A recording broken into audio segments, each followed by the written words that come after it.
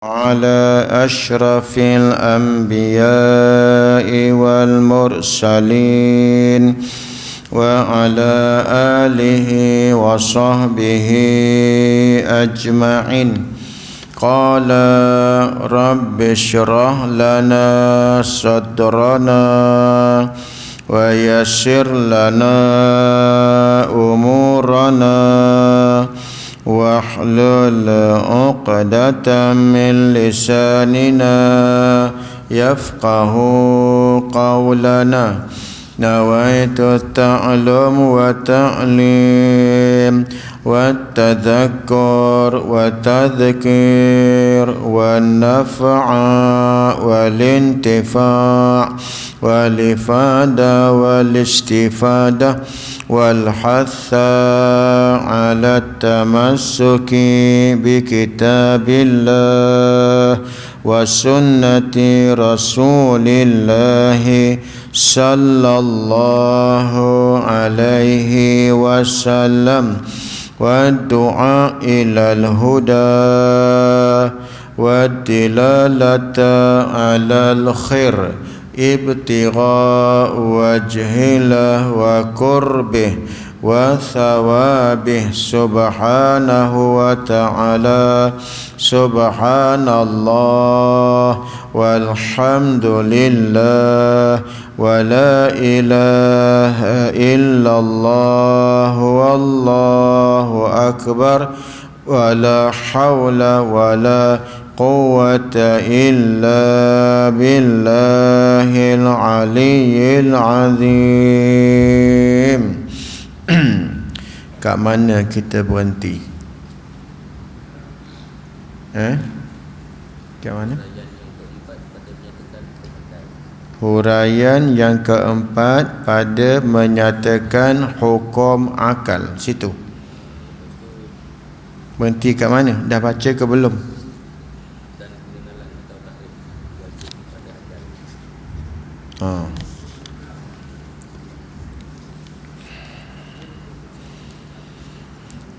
Qala musannifu rahimahullahu ta'ala wa nafa'ana bi'ulumihi fid daraini amin. Kata dia, dan pengenalan atau ta'rif harus pada akal. Kita dah lepas pada membicarakan hukum akal dan bahagian-bahagian hukum akal. Bahagian hukum akal dulu kita dah sebut. Bahagian hukum akal tu terbahagi kepada 3. Yang pertama wajib pada akal, dan yang kedua mustahil pada akal, dan yang ketiga harus pada akal. Jadi hukum akal tu 3 bahagian lah. Wajib pada akal, mustahil pada akal, dan harus pada akal. Baik, 3 ni tuan-tuan, kita dah lepas dah membicarakan tentang definisi wajib pada akal dan mustahil pada akal. Pada malam ni kita masuk pada bahagian yang ketiga, definisi ataupun pengenalan ta'rif perkara yang dinamakan harus pada akal.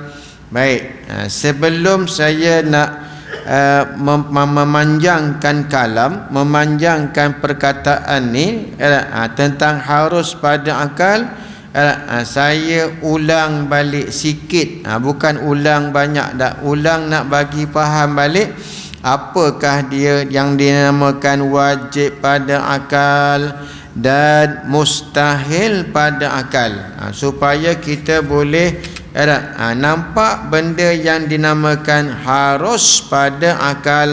Baik, tengoknya. yang dinamakan wajib pada akal tu dulu dia sebut saya ulang balik ya. Masalah yang sebut wajib pada akal tu ialah perkara yang dinamakan perkara yang mesti ada, mesti berlaku, dan tak boleh tidak, ataupun tak boleh tak berlaku dan tak boleh tak wujud. Dia mesti wujud. Mustahil, benda wajib tu mesti ada dan dia tak boleh tiada. Kalau dalam Arab dia kata ma la yutasawwaru fil aqli adamuhu. Mana perkara yang tak tergambar pada akal, yang tak terupa pada akal, tiadanya. Tiada benda tu kita tak terima. Yang kita terima wajib ni ialah benda yang mesti ada, mesti sungguh, dan mesti berlaku. Itu namakan wajib pada akal. Mana akal kita hukum benda tu mesti jadi. Contoh dalam ni dia kata ada Allah, ada Tuhan. Akal kita menghukum mesti ada Tuhan tu. Dan Tuhan tu pula mesti tak boleh tiada. Dia mesti ada semata-mata. Tak boleh tiada, Tuhan tu tak boleh. Baik, itu dinamakan wajib pada akal. Kalau mustahil pada akal pula ialah perkara yang mesti tak boleh berlaku dan tak boleh jadi, ataupun benda yang mesti tidak ada, mesti tiada. Kalau dalam Arabnya dia sebut ma la yutasawwaru fil aqli adamu wujuduhu. Perkara yang tak tergambar pada akal kita adanya. Ada tu tak nampak pada akal. Akal tak terima kata benda mustahil tu ada. Yang akal terima benda mustahil tu mesti tak boleh berlaku, mesti tak boleh terjadi, dan tak boleh ada sekali-kali. Itu yang namakan mustahil pada akal. Baik, malam ni kita masuk pula tuan-tuan sekalian pada pengenalan ataupun definisi ta'rif harus pada akal. Jadi saya harap tuan-tuan faham dah berkenaan dengan perkara wajib pada akal dan mustahil pada akal. Jadi ini hukum yang tiga ni tuan-tuan, kalau tak tahu definisinya, kita tak jelas, jadi kita takut akal kita tu hukum benda yang salah pada Tuhan. Salah pada Allah tu kita hukum salah. Jadi membahaya pula pada iman kita tu. Sebab wajib mengetahui hukum akal ni supaya kita nak mengenal Allah, nak mengenal Tuhan dengan akal kita tu. Kita takut nanti bila kita tak reti tiga-tiga hukum ni, kita takut nanti kita tersalah pada hukum. Baik. Kita baca. Jadi kena faham betul-betul. Jangan hanya selapis dua je. Mesti kena 3-4 lapis kita punya kefahaman kita tuan-tuan. Okey? Baik. Dan pengenalan atau ta'rif harus pada akal tu ialah, ni khabar dia ni, ialah barang yang difikirkan dengan akal. Mana akal terima pada akal tu, terima sungguhnya dan tidaknya. Sungguhnya yakni adanya dan tidaknya tiadanya. Jadi mana mudah bahasa kita ni tuan-tuan ya. Bila sebut harus, benda yang harus pada akal ni ialah perkara benda yang akal kita terima kedua-dua pihak. Maksud kedua-dua pihak tu ialah ada dan tiada. Maknanya benda tu terima ada, boleh ada dan boleh tiada. Macam kita ni namanya benda harus tak? Kita ni namanya benda harus lah. Kenapa kata benda harus? Benda harus pun panggil, benda mungkin pun panggil. Kenapa tuan-tuan? Kerana kita ni boleh ada, boleh tiada. Jadi kita ni namanya benda harus. Jadi benda harus tu benda yang terima kedua-dua pihak. Kalau Tuhan buat kita ada, kalau Tuhan tak nak buat kita tak ada lah. Harus je kita ada ni, bukan wajib, harus sahaja. Okey. Jadi sungguhnya kalau kita nak faham adanya dan tidaknya ataupun tiadanya, kerana barang itu, yakni barang harus tu, terima sungguhnya, yakni terima adanya dan tiadanya, dan tidaknya dan tiadanya atau tiadanya. Maksud tidak tu tiada lah. Pada diri perkara itu, pada diri benda tu terima kedua-dua. Ada pun dia boleh jadi, tiada pun dia boleh jadi. Tu namanya harus. Dia bagi misal pada kita apa? Seperti makhluk ini. Tapi tuan-tuan ya, kalau orang tanya pada kita, tuan-tuan ya, makhluk tu kena pada benda yang telah jadi, yang telah ada. Macam kita ni dah ada tak? Dah kan? Jadi namanya kita ni makhluk. Maka dinamakan kita ni makhluk. Okey. Tapi kalau orang tanya apa perbezaan di antara makhluk dengan mungkin, tu satu soalan yang kalau dalam ngaji ilmu tauhid ni tuan-tuan, soalan ni memang sering ditanya. Apakah perbezaan di antara makhluk dengan mungkin? Ataupun benda harus. Harus. Jadi bila sebut makhluk, maka dia dinamakan harus. Bila sebut makhluk, maka dinamakan juga makhluk tu harus. Sebab makhluk tu boleh ada dan boleh tiada. Itu namanya makhluk. Tapi tuan-tuan, bila sebut benda, bila sebut mungkin, bila sebut mungkin, dia tak sama dengan makhluk. Walaupun mungkin tu dinamakan juga benda harus. Tapi tuan-tuan sekalian, benda mungkin ni tak semuanya makhluk. Bila sebut mungkin, tak semuanya makhluk. Ada mungkin yang tak termasuk di dalam makna makhluk. Ni sebenarnya bukan nak pergi dalam ni, tak pergi dalam sangat lah. Tapi nak bagi nampak tuan-tuan tu, tuan-tuan kena tolong saya lah. Tolong saya tu maksudnya tuan-tuan kena berfikir. Kena berfikir. Baik, bila sebut makhluk, mana yang dah ada depan mata kita ni semuanya namanya makhluk. Manusia, binatang, apa tumbuh-tumbuhan, dunia, batu, kayu, tu semuanya makhluk yang telah wujud, yang telah ada.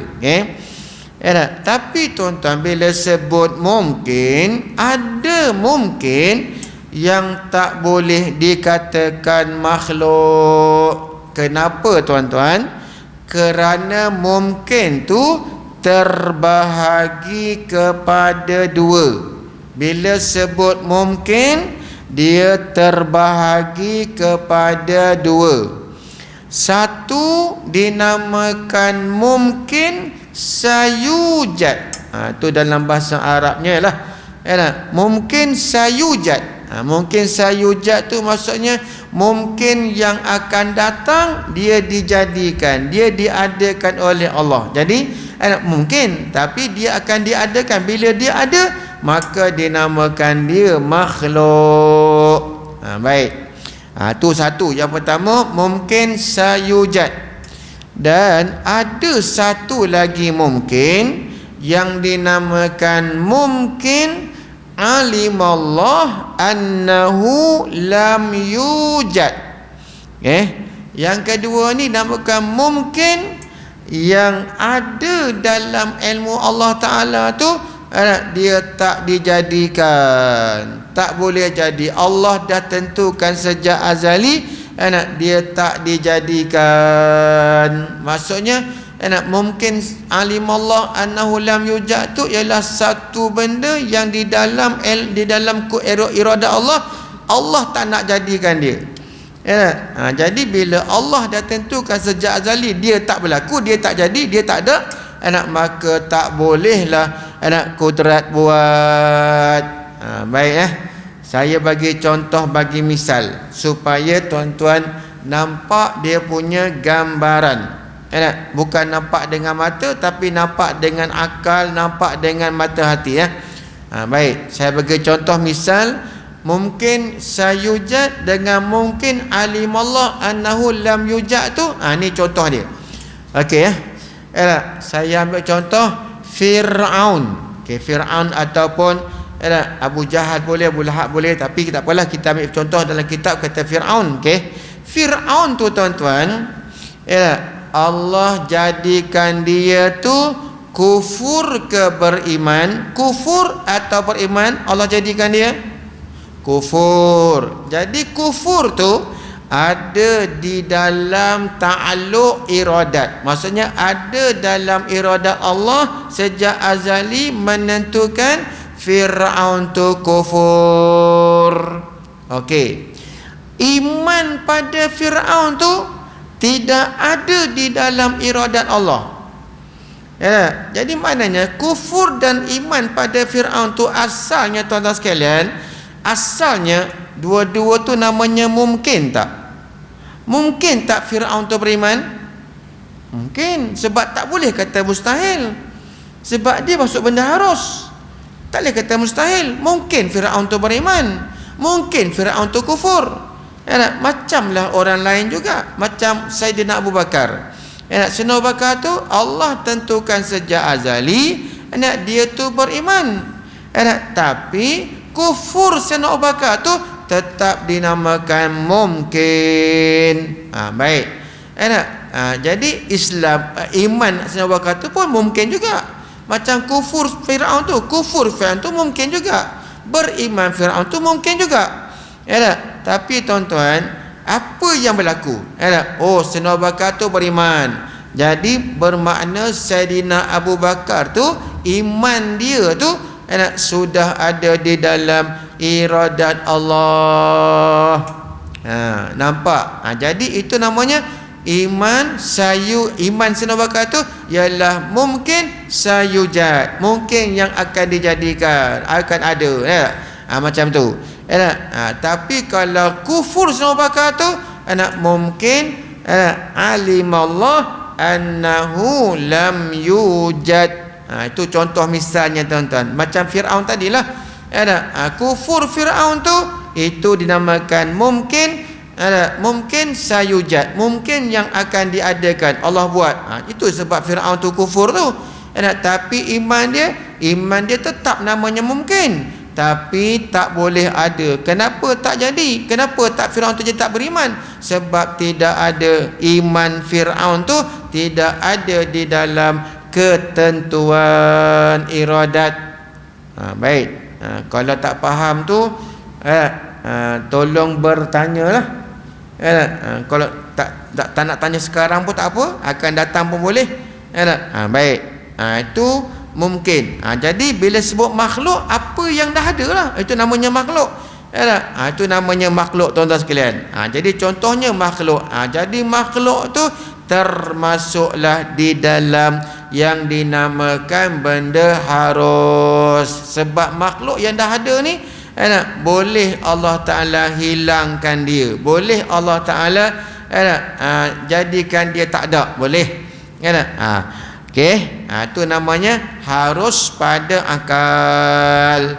Okey, Maka apabila kita fikir dengan akal yang Allah bagi ni, pada kita akal ni, kita fikir, kita dengan akal kita ke atas makhluk.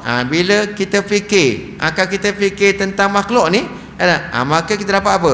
Maka dapat kita memutuskan dan menghukumkan dengan terima ada dan tiadanya, atau terima sungguhnya dan terima pula tidaknya. Akal kita terima, nampak je makhluk, kita fikir makhluk ada. Jadi mana kalau makhluk tu ada, maka maksudnya ada tu harus. Pasal apa? Sebab makhluk ni boleh jadi tiada, boleh Allah tiadakan dia.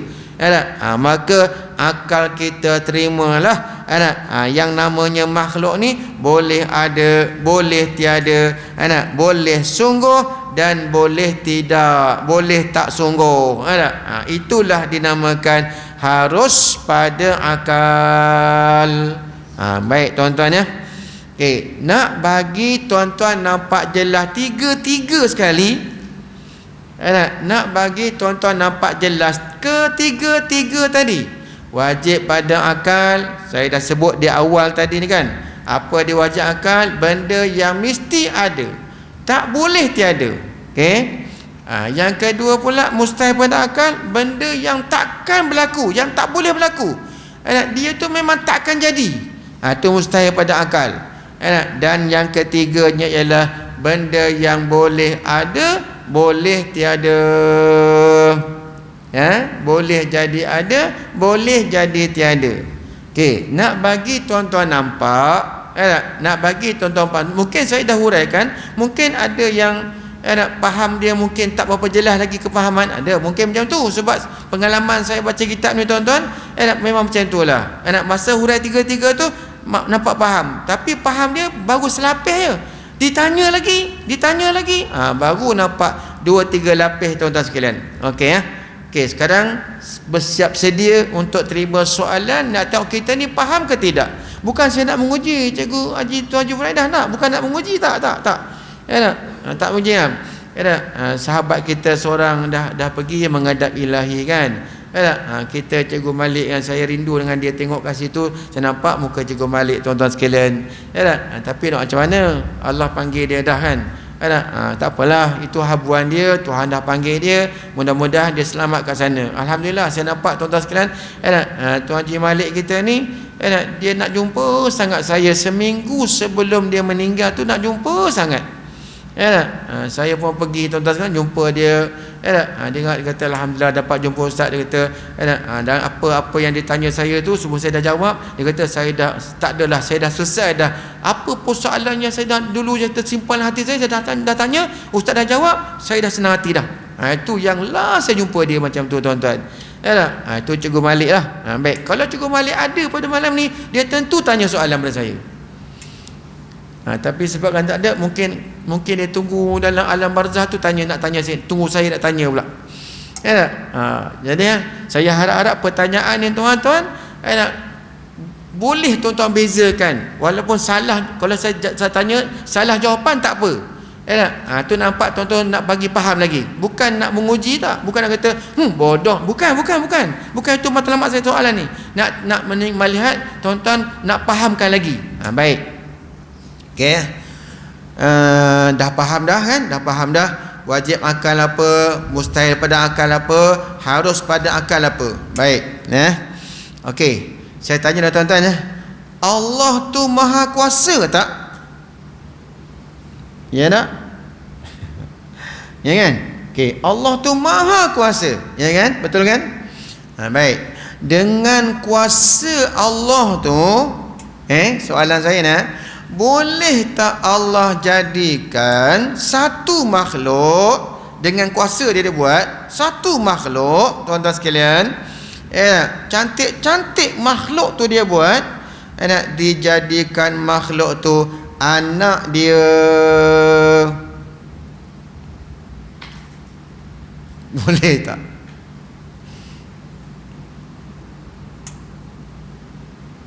Boleh tak?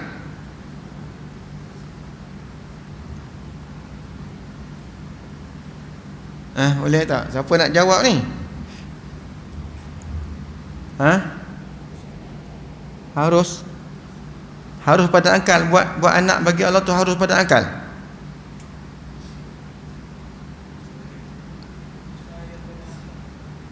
Mustahil pada akal.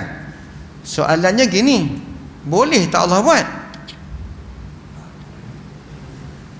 Soalannya bunyinya, boleh tak Allah buat? Soalannya bukan saya nak tanya mustahil pada akal dulu. Belum memang ke situ, matlamatnya memang ke situ, tapi jawapannya tu nak kena boleh ke tak boleh. Kalau boleh, apa hujahnya? Kalau tak boleh, apa hujahnya? Kalau tuan dekat tiang ni tuan, boleh tak tuan? Saya minta maaf tuan, saya duduk atas ni, saya minta maaf. Padahal saya muda pada tuan lagi ni, patut saya duduk bawah ni. Ada sikit adab saya salah ni. Patut saya duduk bawah teman-teman. Sebab tu Tuan Haji Buraidah, sebenarnya saya janggal duduk macam ni. Sebab saya pergi mana-mana masjid pun, kalau saya baca kitab, saya minta meja bawah. Tapi tuan-tuan sediakan saya macam ni, saya rasa janggal sebenarnya. Sebab mana-mana pergi pun, mana pernah saya duduk atas meja. Kalau tuan tengok dalam YouTube saya duduk bawah ni. Yang duduk atas meja tu Teluk Intan je. Teluk Intan je, Taman Sicily di sini. Kampung Banjar je tak. Kampung Banjar je dia duduk bawah. Tempat lain semua saya duduk bawah. Saya tak duduk atas meja. Kecuali kalau anak murid tu atas meja sama, duduk atas kursi sama. Macam di Masjid Negeri Shah Alam tu, dia punya pelajar dia pun duduk atas kursi. Saya duduk atas kursi lah. Macam di Asar Restu macam tu juga. Tapi kalau di masjid-masjid lain yang tuan-tuan duduk bersila bawah, saya minta meja bawah. Macam tu dekat sana lah. Tapi yang duduk atas meja ni kat Teluk Intan je. Itu pun 2 masjid je. Masjid ni dengan Taman Sicily tu. Surau tu duduk atas meja. Sebenarnya saya janggal. Sebab tuan-tuan, saya tak tergamak tuan-tuan dah berumur. Saya ibarat anak. Tapi saya duduk bawah atas pula. Tak sedap rasa hati saya. Tapi nak buat macam mana kan? Baik. Tuan macam mana tuan? Boleh tak dengan kuasa Allah tu, Allah buat anak, cantik-cantik dia buat, lepas tu dia jadikan makhluk anak dia. Boleh tak? Tak boleh? Baik, okey. Tapi jawapan saya tu, saya nak bukan ke situ. Memang betul jawapan tuan. Betul sungguh-sungguh. Tapi saya nakkan jawapan saya, boleh atau tidak. Tu saja. Boleh? Boleh? Boleh? Boleh? Kalau tuan macam mana tuan? Boleh tak? Boleh? Kalau tuan hujung boleh tak? Boleh? Boleh tak? Boleh? Baik.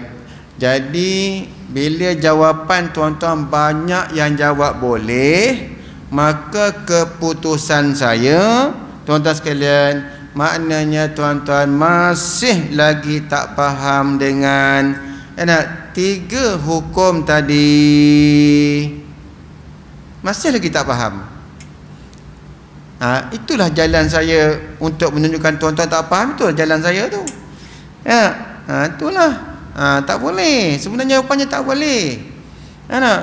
Tak boleh. Allah tak boleh buat tu bukan bererti Allah tu lemah. Kita kembali kepada 3 tadi ni. Kita kembali kepada 3 tadi. Kembali kepada 3. Wajib pada akal apa? Mustahil pada akal apa? Harus pada akal apa?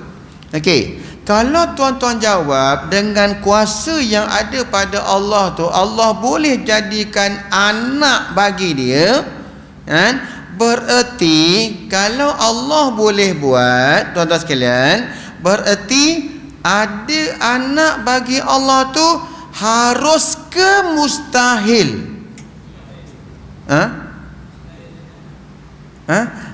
Tak. Soalannya gini, kalau tuan-tuan kata boleh Allah jadikan anak bagi dia, boleh, makna ada anak pada Allah. Pada ketika tuan-tuan mengatakan boleh Allah jadikan anak pada diri itu, bermakna ada anak pada Allah Ta'ala tu, masa tu jadi apa?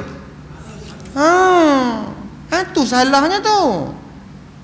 Tu yang jadi salahnya. Pasal apa? Sebab ada anak bagi Allah tu perkara yang Mustahil. Tengok mustahil pada akal. Tengok pula definisi takrif hak mustahil pada akal. Apa definisi mustahil pada akal? Benda tak boleh berlaku. Maknanya walaupun Allah sekalipun, dia tak boleh buat yang mustahil pada akal tu. Bukan bermakna Allah tu lemah, tak. Sebab mustahil tu memang benda tak boleh ada. Nak bagi contoh, nak bagi dekat lagi kepada kefahaman gini. Katalah tuan Haji Buraidah ni, cikgu ni, dia pakar dalam matematik. Kalau cikgu Abbas ada, cikgu Abbas saya tunjuk dia contohnya, tapi cikgu Abbas tak ada. Cikgu Abbas sembunyi-sembunyi. Tak ada. Ada. Cikgu Abbas lari. Baik. Tuan Haji Buraidah kita cikgu, okey. Dia pakar dalam matematik. Pakar expert dalam matematik. Okey. Dengan pakarnya cikgu ni, boleh tak bidang matematik itu pakar sangat ni, tanyalah soalan ke mana pun dia boleh jawab matematik ni.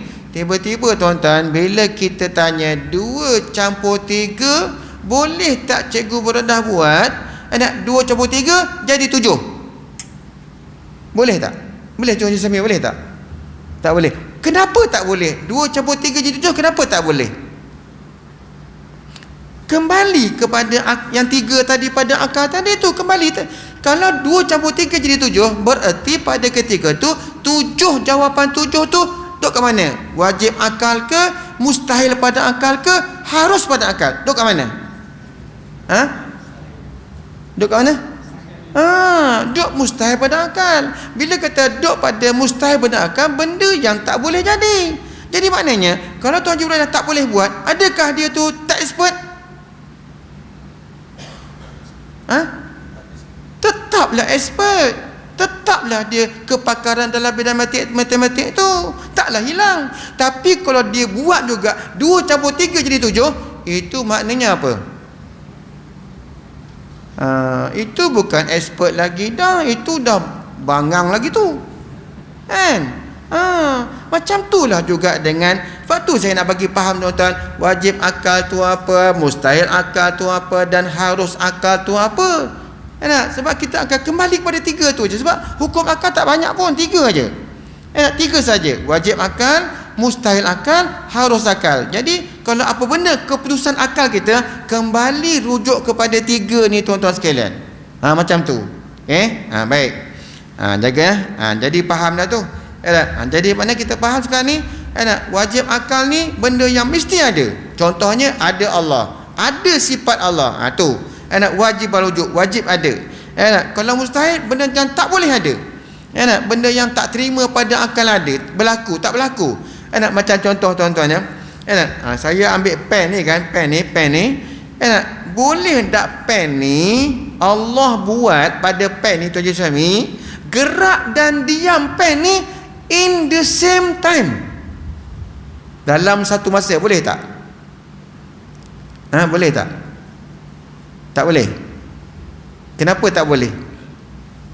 Kembali kepada yang akal yang 3 tadi tu. Kembali kat situ. Tengok, gerak dan diam pada pen tu dalam satu masa. Boleh tak Allah buat? Tengok pada yang 3 hukum tadi tuan-tuan. Ke mana pergi? Tak boleh. Gerak akal tak terima gerak dan diam, tak terima. Jadi mana gerak dan diam pada satu masa, pada satu benda ni, bererti mustahil pada akal. Nampak tak? Macam tu saya nak tuan-tuan, macam tu. Baik. Habis. Kemudian maka kata kitab ni, nyatalah bahawa hukum akal yang 3 itu, apabila kata wajib pada akal, ni kena tanda ni. Bila kita sebut wajib pada akal, maka terkena barang kepada barang yang tentu sungguh, mana tentu ada, tentu sabit. Benda tu mesti berlaku, wajib pada akal. Dan mustahil pada akal itu terkena kepada barang yang tentu tidak. tentu tak berlaku, tentu tiada. Dan yang harus pada akal itu kena kepada barang yang terima kepada kedua-dua, yakni terima sungguh dan terima tidak, terima ada dan terima tiada. Tu faham tu. Kemudian kata dia, dan nyata pula daripada huraian ini, huraian hukum akal ni, bahawasanya mengetahui hukum akal itu satu tangga, tengok, satu tangga, satu tingkat bagi mengenal akidah dan teguh akidahnya. Jadi akal tu tuan-tuan, dengan akal tu lah boleh menjadi tangga mengenal Allah dan boleh menjadi tangga kepada kuatkan kita punya akidah kita. Tuan-tuan, zaman kita ni tuan-tuan, cabaran akidah ni cukup hebat. Cabaran iman, cabaran bab akidah ni tuan-tuan cukup hebat. Maknanya apa? Gini, zaman kita ni tuan-tuan anasir-anasir yang nak merosakkan iman tu, nak merosakkan akidah tu, Allah timbulkan banyak yang Tuhan ditimbulkan.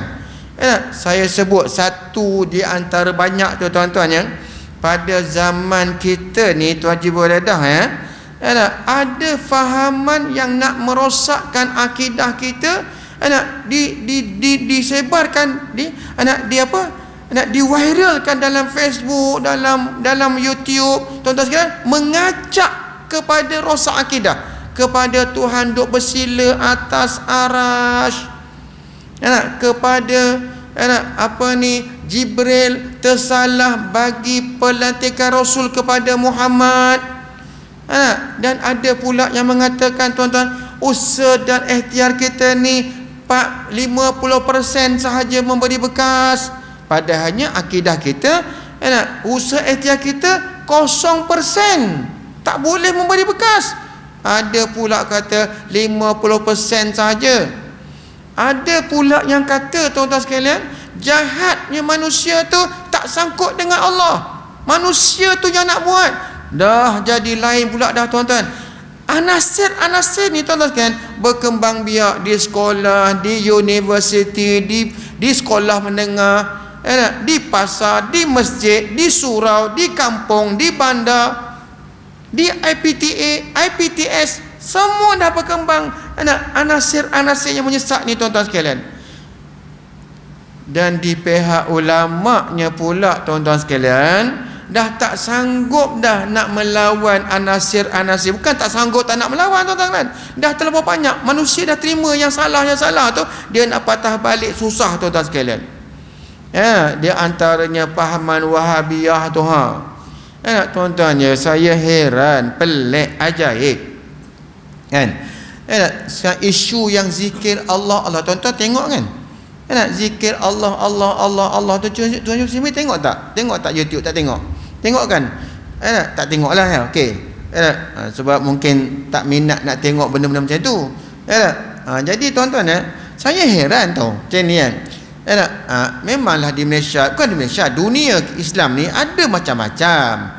Orang zikir dengan Allah tu banyak. Di Malaysia ada, di Indonesia ada, di Thailand ada, di Yaman ada, di Saudi ada, zikir Allah.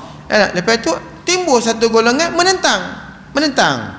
Timbul satu golongan menentang. Dia kata, mana ada zikir Allah ni? Nabi tak pernah buat, ni bid'ah ni. Macam-macam lah kata kan. Okey, baik. Bila dah ada penentangan, orang yang berzikir Allah tu tegakkan nas, cari dalil. Ulama ni kata gini dengan Qurannya, dengan dalil, hadisnya, tuan-tuan kata mana ada nas. Mereka yang zikir Allah tu ada dalil, ada nas, kan? Tiba-tiba tuan-tuan, nas yang kita tegakkan tu lawan balik, dilawan balik oleh golongan yang menentang. Lawan balik, oh itu beginilah, itu beginian. Kalau macam itu tuan-tuan, sampai ke sudah tak selesai, sampai ke sudah tak? Nampak? Golongan ni dia tak pernah letih, dia tak pernah penat. Rosakkan akidah orang tuan-tuan sekalian, rosakkan kita punya pegangan kita tuan-tuan sekalian. Dia telur intan ni pun ada. Saya tengok dekat masjid, baca kitab ni pula dah. Kitab yang dibaca satu masjid kat Telur Intan ni, saya pergi masuk tengok-tengok, ada 4 gambar dia, ada dia punya bila dia mengajar tuan-tuan, saya tengok kitab ni kalau dekat Selangor dah haram, tapi kat Perak tak haram-haram lagi kitab tu. Saya heran, kitab tu kat Selangor dengan Johor dah haram dah, tapi kat Telur Intan baca. Haramnya kitab tu tak boleh baca je. Jabatan Agama Islam Negeri Selangor dengan Jabatan Agama Negeri Negeri Johor yang haramkan kitab tu sebab dalam kitab tu bercanggah dengan pegangan kita Ahli Sunnah wal Jamaah. Dia mengajak kepada menyerupakan Allah dengan makhluk. Dia mengajak kita beriman dengan Allah tu duduk di atas arah bertempat. Dia ngajak macam tu. Sedangkan dalam kitab kita baca ni, Allah tak sama dengan makhluk. Macam tu dia ngajak. Dia Telur Intan ada. Saya tengok projek ni, baca kitab ni orang ni, si fulan ni baca kitab ni tuan-tuan. Jadi itu sebenarnya benda ni menjadi cabaran kita di akhir zaman ni tuan-tuan. Kalau macam tu tuan-tuan sekalian, kalau kita tak bersedia dengan akidah Ahli Sunnah wal Jamaah yang betul, maka tuan-tuan, macam mana kita nak menghadapi cabaran ke depan lagi besar tuan-tuan sekalian? Macam mana? Macam tadi. Tanya makna agama pun tak boleh jawab. Tanya Islam pun, makna Islam pun tak boleh jawab. Padahalnya akil balik dah. Dah berakal ke tak? Dah balik ke tak? Sepatutnya benda ni selesai bila? Sebelum akil balik dah selesai dah sepatutnya. Tapi tak selesai tu. Orang Islam ramai tak selesai. Pasal apa? Sebab nak mengaji, datang mengaji ke masjid surau tu susah. Tu saya minta maaf tuan-tuan. Kau cuba tengok di Taman Sistetia ni.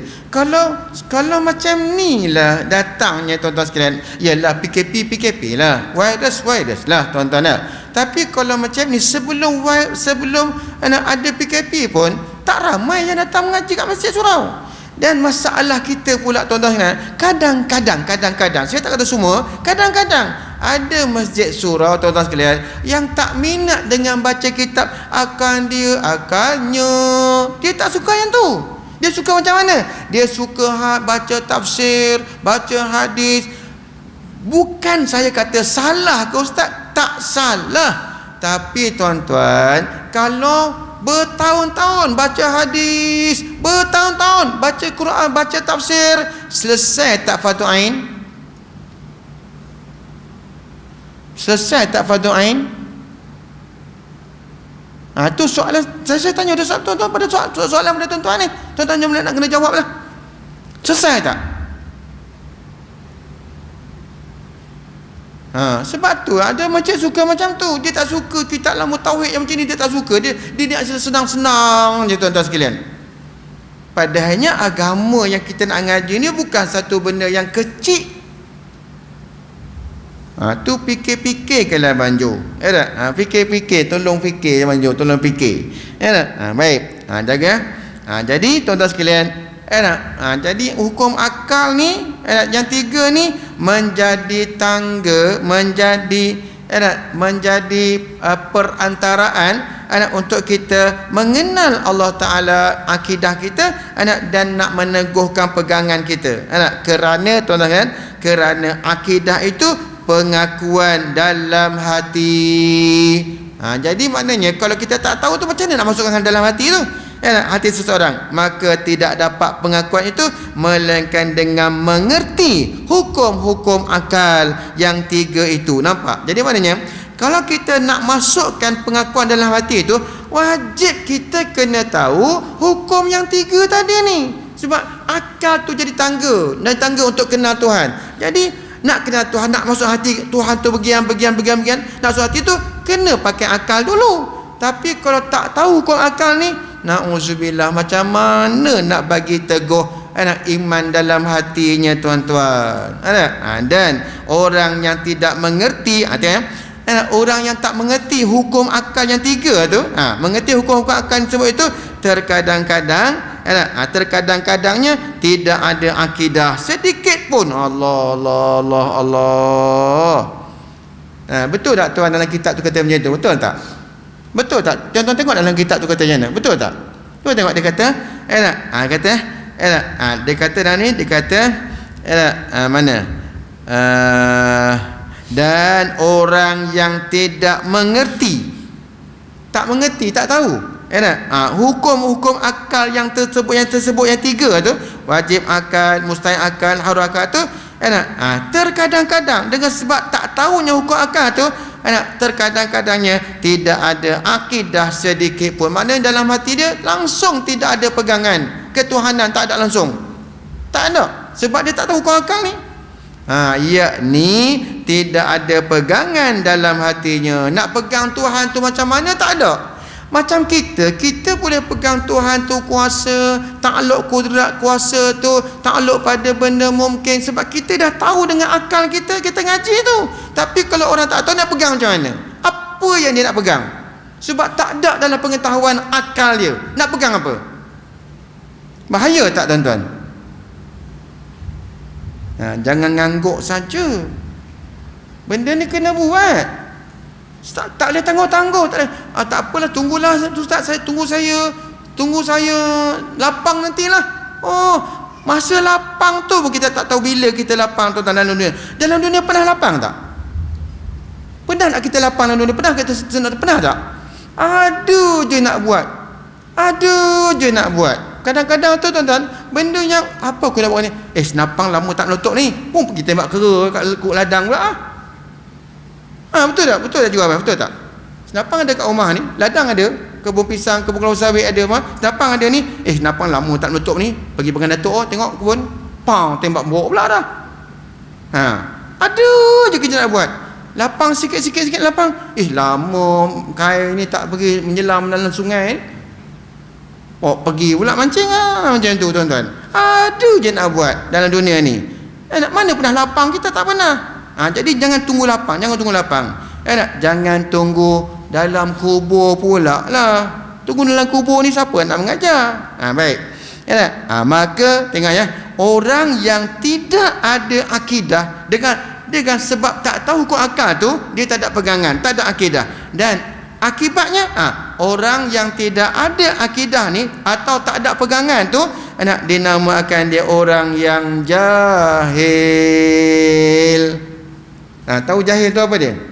Tahu jahil? Jahil ni tuan-tuan, kalau dalam fiqh tuan-tuan, jahil ni dia ada dua. Satu jahil murakkab, satu jahil basit. Kalau jahil basit tu tuan-tuan, jahil yang dia tahu dia tak tahu, maka dia pergi belajar. Sebab dia tahu aku ni tak erti ni. Orang tu pergi cari ilmu. Tapi tuan-tuan, jahil yang kedua, jahil basit ni, ialah orang tu tahu, dia tak tahu yang diri dia tu jahil. Dia tak tahu. Buktinya apa? Buktinya dia tak pernah pergi cari ilmu. Pasal apa? Sebab dia anggap dia dah tahu. Dua golongan ni tuan-tuan dalam dunia Islam ni, dua golongan ni, mana yang paling banyak? Mana paling banyak? Jahil murakkab ke jahil basit? Kalau jahil basit tu jahil selapih. Maksudnya dia tahu dia jahil, maka dia pergi cari ilmu. Yang kedua, jahil murakkab. Jahil murakkab ni, dia tak tahu yang dia tu tak tahu. Dua kali tak tahu. Dia tak tahu yang dia tu jahil. Mana ramai? Yang kedua dia lah ramai. Buktinya apa? Buktinya tuan-tuan, kalaulah dia tahu dia jahil, penuh tak masjid ni? Penuh lah, sebab dia tahu aku tak tahu ni, aku nak kena mengaji ni. Tempat mengaji kat mana? Masjid sekarang ni, dekat masjid. Duduk kat masjid. Tapi tak penuh pun tuan-tuan sekalian. Maka itu bukti kata anak jahil murakkab ni ramai tuan-tuan. Anggap dah pandai, anggap aku dah, Allah, bab air wutuk ni pun nak tanya, aku dah pandai lah tuan-tuan ya. Saya pernah buat ujian tuan-tuan ya, ujian bukan bab tauhid ni, bab fiqh. Satu surau di negeri Selangor, tak payah sebut lah. Satu surau di Selangor, dalam surau tu, surau bukan masjid, ada 40 orang. Saya pun tuan-tuan ambil papan putih tu saya minta, kemudian saya bagi kertas seorang satu, kertas. Saya tulis soalan, tolong jawab. Yang pertama, yang kedua, tiga, empat, 5 soalan. Tuan-tuan, 5 soalan. Tapi salah satu daripada soalan 5 tu apa erti huraian air mustakmal? Itu je. Yang depan saya tu ada cikgu, ada pegawai polis, ada bos dekat kilang, ramai macam-macam peringkat. Ada yang tukang kebun, ada yang niaga, macam mana? 40 orang tu tuan-tuan. Peratus yang jawab betul hanya tak sampai 1%. Semua salah tuan-tuan. Soalan air mustakmal ni tuan-tuan ya, sepatutnya dah selesai lama ke belum? Dah selesai lama dah sepatutnya kan? Tapi yang dah tua-tua tu pun tak tahu air mustakmal tu apa dia. Tak tahu. Bila dah nampak soalan sampai ke jawapan kat saya semuanya salah. Malam tu tuan-tuan, saya bedai seekor seorang saya bedai. Ini semua ni pasal apa jadi macam ni? Anggap dah pandai, anggap dah reti. Nak mengaji yang tinggi-tinggi. Nak ngaji apa? Tafsir. Nak ngaji apa? Hadis. Padahalnya dalam tafsir nak cari makna air mustakmal, jumpa tak? Dalam hadis nak cari makna air mustakmal, jumpa tak? Jumpa kalau kena pada guru dia. Ini tak kena guru dia tuan-tuan sekalian. Jadi dah jadi masalah. Jadi macam mana kamu ambil wuduk? Macam mana tu ambil wuduk? Macam mana tu ambil wuduk? Kalau air mustakmal tak tahu. Masa tu tuan-tuan kena sekeh seorang, kau sekeh bukan sekeh betul, sekeh dengan mulut saya. Macam tu. Jagalah sebab tu jangan kata alah agama ni mudah. Jangan kata macam tu. Baik, tengok ya. Ini akibat jahil ni, dan jahil dengan Allah Taala itu tidak sah imannya. Betul tak dalam kitab katanya tu? Betul tak? Tengok. Bukan saya ni, saya baca ni. Jahil dengan Allah, mana tak kenal Tuhan tu, maka tidak sah imannya. Sampai tu yang saya kata tadi dekat surau Kampung Banjar saya kata tadi ni. Islam bab lain, iman bab lain. Memang syahadah tu okey di Islam, tapi iman belum tentu kalau jahil dalam bab mengenal Allah. Tolong hati-hati. Dan tengok ya lagi. Dan apabila tidak sah imannya, tidak sah agamanya. Bila tak sah iman, agama pun tak sah. Pasal apa? Kerana sah agama itu, nak disahkan agama tu terhenti. Atas sah imannya. Sah iman baru sah agama. Tak sah iman, tak sah agama tuan-tuan sekalian. Kerana makna iman tu tasdik di hati, mengaku hati dengan sekalian barang yang didatangkan dengan dia oleh Rasul daripada segala pekerjaan agama. Nampak? Jadi mana?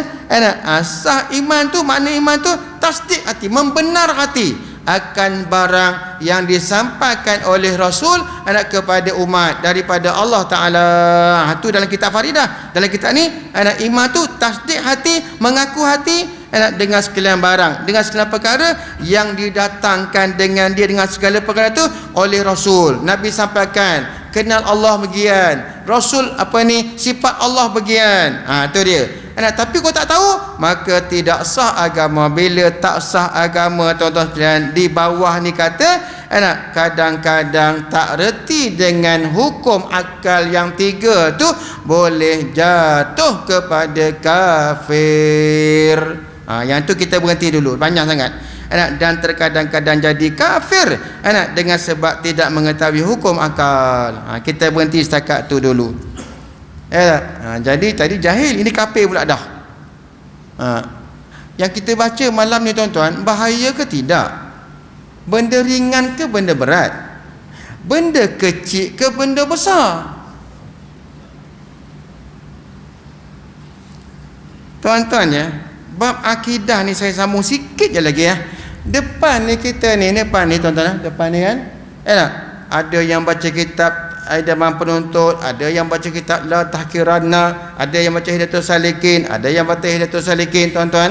Ada yang ngaji bab fiqh, bab ibadat tuan-tuan ya.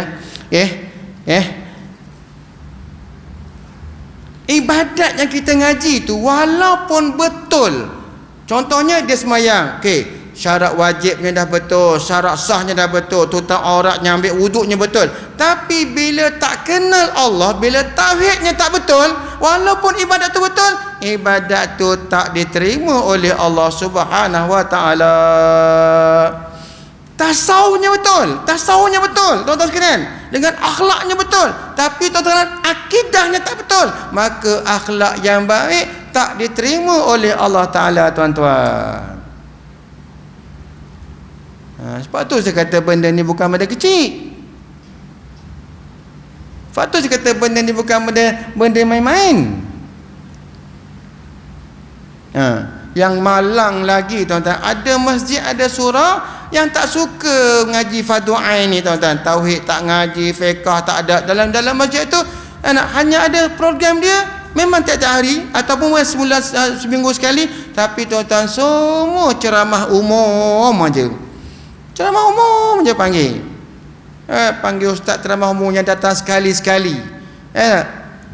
Ustaz Kazim tu mau datang tiap-tiap minggu sini baca kitab mau? Mau tak? Tak maunya. Pasal apa? Dia rebutan baca tempat. Kau datang sini seminggu sekali, tak dapat tempat lain.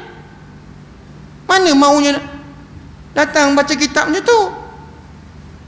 Ustaz Azhar Idrus yang duduk di Terengganu tuan-tuan sekalian, mau datang tiap-tiap minggu, tiap-tiap hari kat sini? Mau? Tak maunya. Dia jauh. Memang dia terkenal. Fikir balik tuan-tuan, fikir balik benda tuan-tuan, fikir balik. Kita suka sangat yang macam tu. Kenapa suka? Bila datang orang macam ni tuan, masjid penuh, ya Allah ya Allah. Kenapa penuh ni? Sebab suka dengan lawak jenaka ustaz tu. Bukan pasal nak ambil isi tu, sebab nak release tension kita, nak relax, nak gelak-gelak.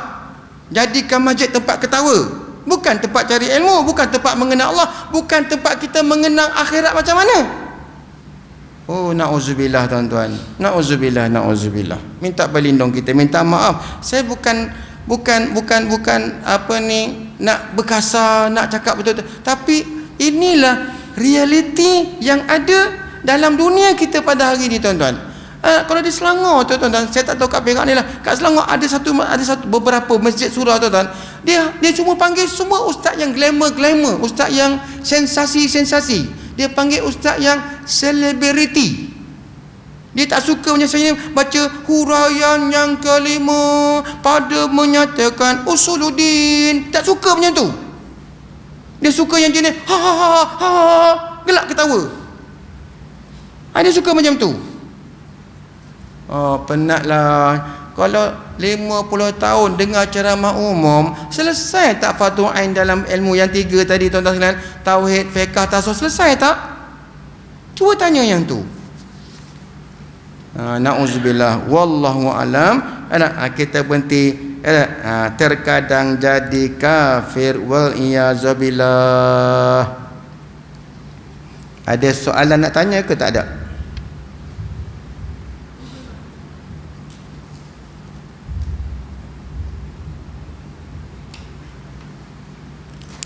Ada ya, insya-Allah. Kita berhenti setakat dulu. Mudah-mudahan ada manfaat dalam pengajian kita pada malam ini, insya-Allah. Wallahu a'lam bissawab. Bismillahirrahmanirrahim. Alhamdulillahirabbil alamin, wassalatu wassalamu ala asyrafil anbiya'i wa mursalin wa ala alihi wa sahbihi ajmain. Allahumma ya azimah sultan, ya qadiman ihsan, ya daiman ni'am, ya kasiral jud, ya wasi'al ata', ya khafi ya lutuf, ya jami' sunna, ya haliman la ya'jal. Salli ya rabbi ala sayyidina Muhammadin wa alihi wa sallim wa radha sahabati ajmain. Allahumma lakal hamdu syukra wa lakal mannu fadla wa anta أنت ربنا حقا ونحن عبيدك رقا وأنت لم تزل زك أهلا يا ميسر كل عسير ويا جابر كل كسير ويا صاحب كل فريد ويا مغني كل فقير ويا مقوي كل ضعيف ويا مأمن كل مقي يسر علينا كل عسير فتسير العسير عليك يسير اللهم يا من لا يحتاج إلى البيان والتفسير حاجاتنا كثير وأنت عالم بها وخبير اللهم إني أخاف منك وأخاف من يخاف منك وأخاف ممن لا يخاف منك الله بحق من يخاف منك نجنا ممن لا يخاف منك الله بحق سيدنا محمد أهرسنا بعينك التي لا تنام وكنفنا بكنفك الذي لا يراب وارحمنا بقدرتك علينا فلا نهلك ثقتنا ورجاؤنا وصلى الله على سيدنا محمد وعلى آله وصحبه وسلم والحمد لله رب العالمين.